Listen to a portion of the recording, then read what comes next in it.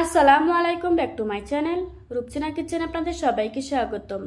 আমার আজকের রেসিপি হচ্ছে ছোট পেঁয়াজি। ইফতারের জন্য হতে পারে দারুণ একটা রেসিপি। এটা বানানো খুবই সহজ আর খেতে অনেক বেশি মজার হয়।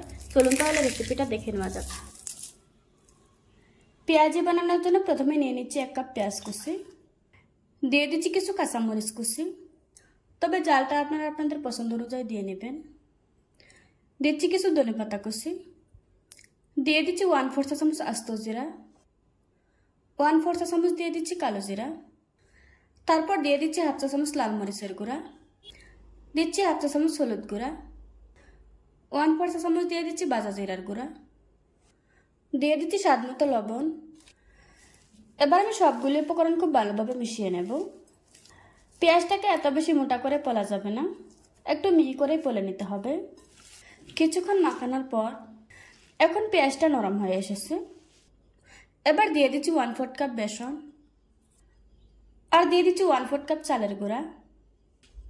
আমি আবারও সবকিছু খুব ভালোভাবে মিশিয়ে নেব। প্রথম দিকে একটু শুকনো শুকনো মনে হবে, তারপর মাখাতে মাখাতে পেঁয়াজ থেকে পানি ছেড়ে দেবে, ওটা দিয়ে হয়ে যাবে। তবে আপনাদের ক্ষেত্রে একটু পানি লাগতেও পারে, ওই ক্ষেত্রে 1 টেবিল চামচ পানি ব্যবহার করতে পারবেন। কিছুক্ষণ মাখানোর পর ঠিক এরকম হয়েছে। আমার পেঁয়াজি বানানোর জন্য মিশ্রণটা তৈরি হয়ে গিয়েছে। আমি হাতটা দিয়ে হাতে একটু তেল লাগিয়ে নিয়েছি। এবার আমি পেঁয়াজিগুলিকে ভেজে নেব। তেলটা গরম হয়েছে কিনা একটু চেক করে নেব। তেলটা গরম হয়ে গিয়েছে। তেলটাকে খুব ভালো করে গরম করে তারপর পেঁয়াজিগুলিকে ছাড়তে হবে। আমি এরকম করে বানিয়ে গরম তেলের উপর ছেড়ে দিচ্ছি, তবে আপনারা আপনাদের পছন্দ অনুযায়ী বানিয়ে নিতে পারবেন।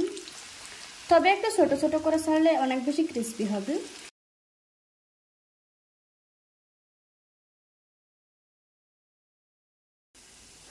আর সবগুলি পেঁয়াজও ছেড়ে দেওয়ার পর চুলার আঁচ কমিয়ে ফ্রাই করতে হবে।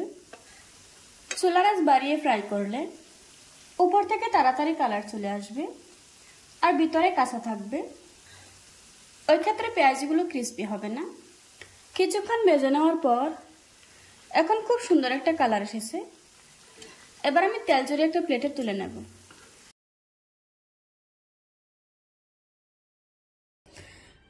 দেখুন বন্ধুরা, আমার পেঁয়াজিগুলো বানানো হয়ে গিয়েছে।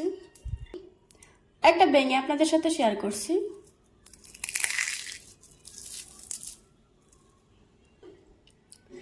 আশা করছি আজকের এই সহজ রেসিপিটা আপনাদের কাছে ভালো লাগবে। ভালো লাগলে আমার চ্যানেলটা সাবস্ক্রাইব করে পাশে থাকা বেল বাটনটি অন করে রাখবেন। আবারও কথা হচ্ছে নতুন কোনো ভিডিওতে। ততক্ষণ সুস্থ থাকুন, ভালো থাকবেন। আল্লাহ হাফেজ।